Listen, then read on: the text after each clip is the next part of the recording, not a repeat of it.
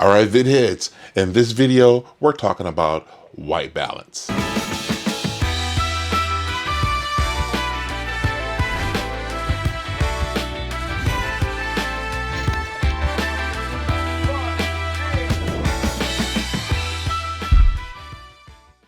Now, white balance is one of the basic things you do with your camera before you actually shoot.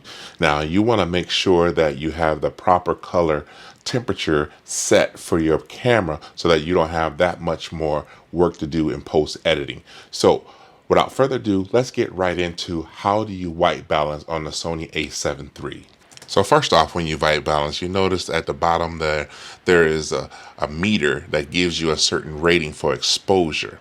And so right now I'm at a negative 2.0. What I like to show you right now is if your exposure is too far under the normal exposure rate, that when you try to custom white balance, that it's going to give you an error. So here we go. We're going to go down to set.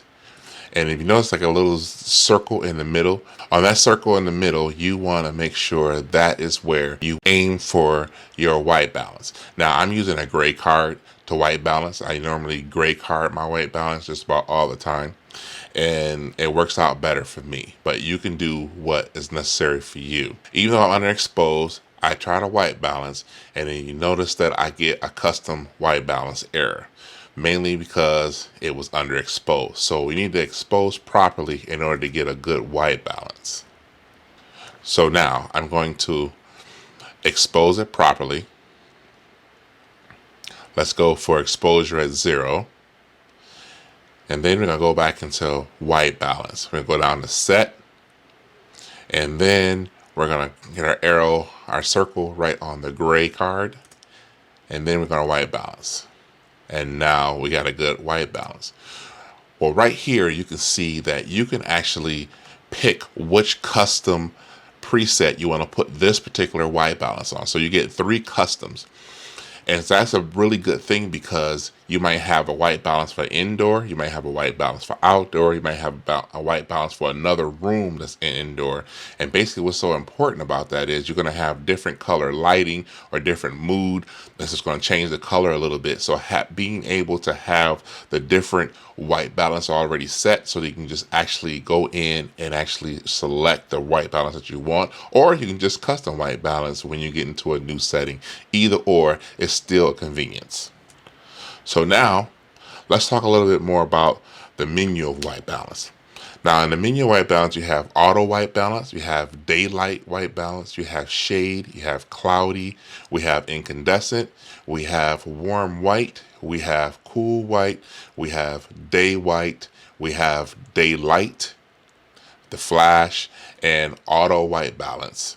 And then this one is actually where you can pick the Kelvin temperature and the filter. Go in and you can adjust the actual Kelvin. It's like a filter, so it's taking that away. And so the higher it's going to get warmer, the lower it's going to get cooler.